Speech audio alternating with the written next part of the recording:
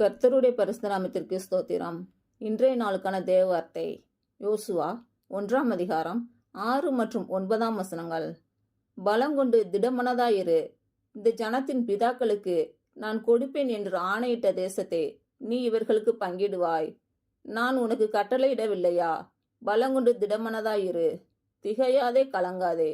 நீ போகும் இடமெல்லாம் உன் தேவனாகிய கர்த்தர் உன்னோட இருக்கிறார் என்றார்.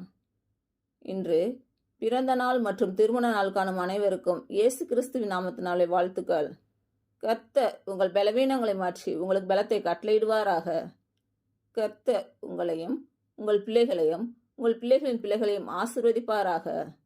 கர்த்தர் உங்களோடு இருந்து உங்கள் பணிகளையும் பயணங்களையும் ஆசீர்வதிப்பாராக. ஆமேன்.